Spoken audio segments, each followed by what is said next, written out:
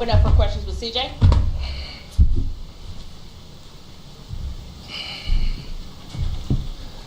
CJ, Brady Trantham, franchise OKC. Dame talked about how you guys didn't want to get in any shouting matches with the officials or the Thunder, and your coach talked about how he liked your guys' vibe even after the Game 3 loss. Has this been kind of different, going back to your experiences in other postseason series, just your interactions with the Thunder, and specifically how you guys have carried yourselves? Yeah, I think we're a lot more mature than we were in past years. We can handle adversity, understand what we wanted to accomplish tonight. We didn't want anything to get in the way. We didn't want anything to interfere with that. Multiple times we had discussions about not saying anything to anyone. You know, if they don't have a black or gray jersey on, don't talk to them. Talk to our team only.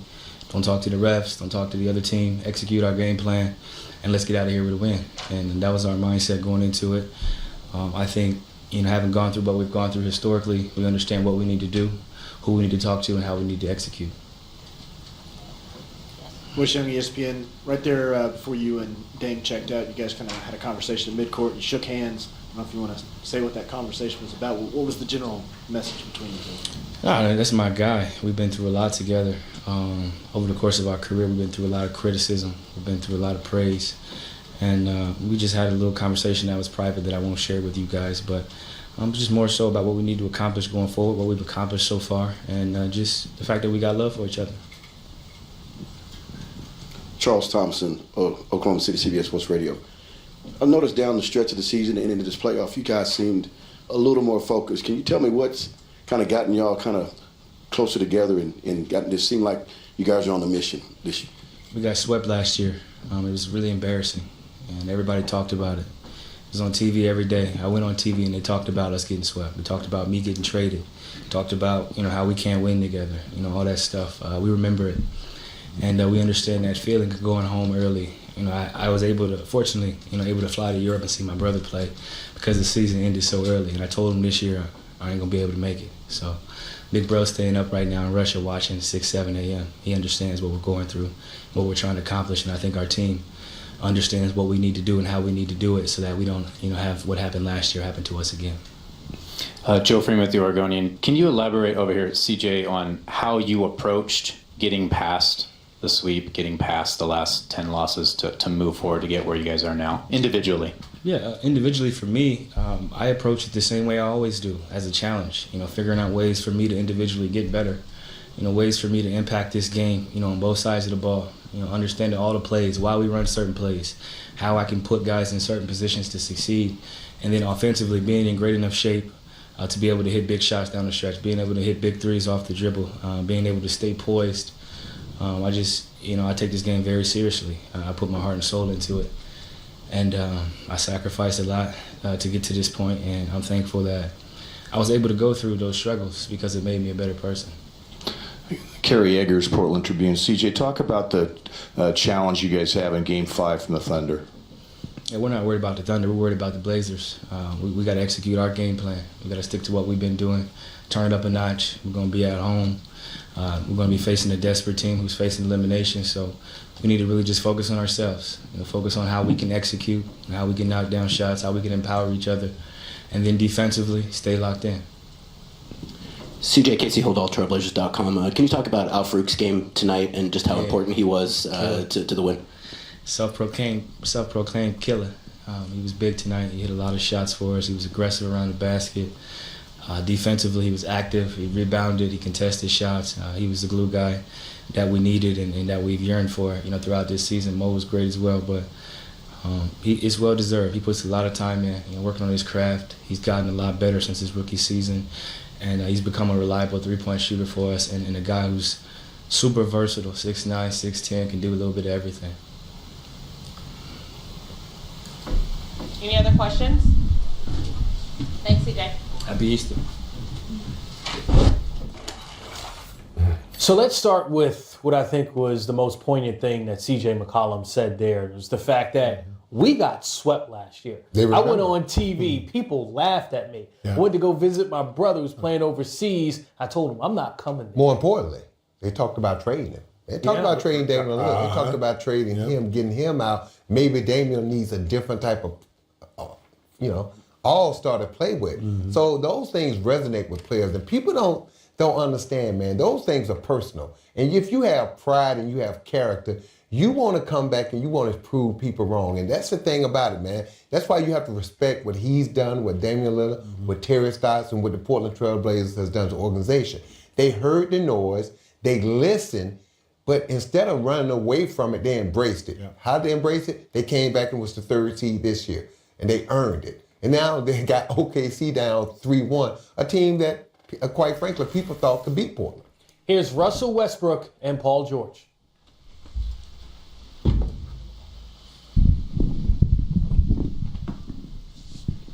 Russell, Dan Leckie with the Los Angeles Times.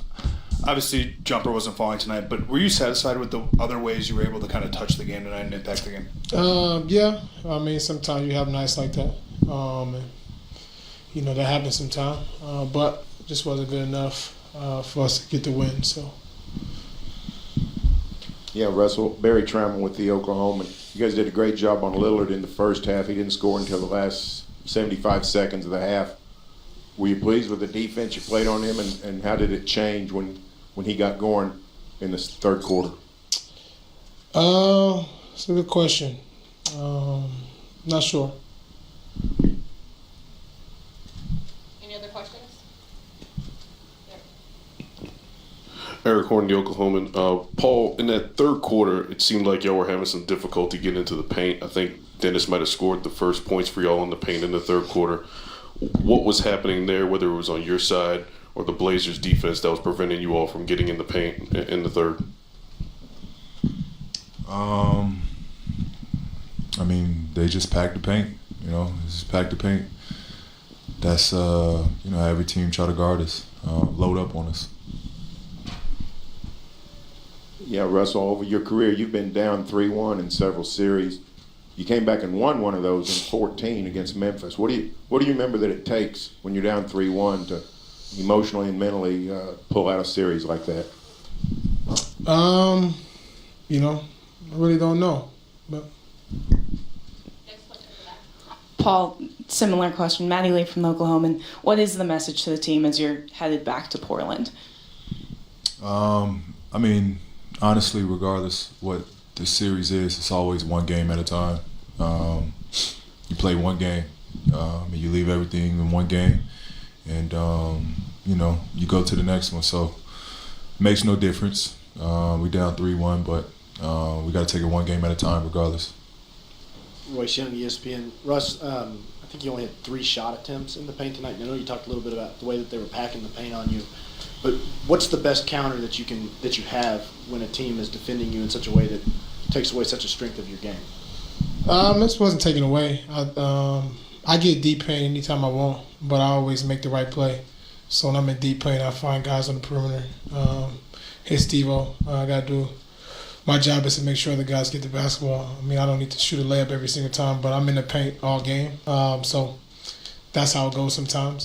Shot attempts is not the only thing that I can do to make sure I'm in the tee for the defense and kick out for open shots. AJ McCord, CBS Portland. Paul, what is the biggest thing you would like to see change between Game 3 and Game 4 as far as the stats go? What's the area you'd like to improve the most?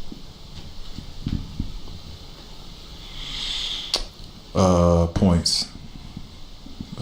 Score more points. Honestly, that's what we got to do. Defensively, we're gonna be locked in. For us, it's just about rhythm. We'll get in the flow. We'll get in the rhythm. The ball will find its way in the hole. We just got to keep at it. Any other questions? Thanks, guys.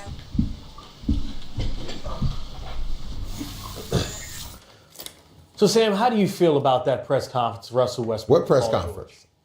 What press conference? They didn't answer any questions. They don't know. I mean, look, at the end of the day, man, look, the reporters who follow the OKC team, they understand what their team is all about. They understand how Russ play. They understand how they need to play, but they kind of contradict themselves. When the coach comes out and talks about, we got to get more paint touches, more paint touches, more paint touches, and then we're a better basketball team. And then Russ comes out and say, well, I'm in the paint all night. I just choose not to shoot the layup and kick it out to other people. It's just... He only had 3 attempts in the paint. Well, sometimes it's a false reality because you think the game in your mind is going one way, but the reality is it's not. Because the reaction part of it when you lose is you did what you needed to do for the team to win, but it didn't work. Okay, but we were sitting there talking about this. You win and lose in this league, and when you win, it's a certain demeanor you have. When you lose, it's another demeanor. End of the day, you still got to be professional. And whether you like to do it, whether you like the reporters, whether you like the questions. Now, some things, sometimes you scratch your head at questions. You're like, come on.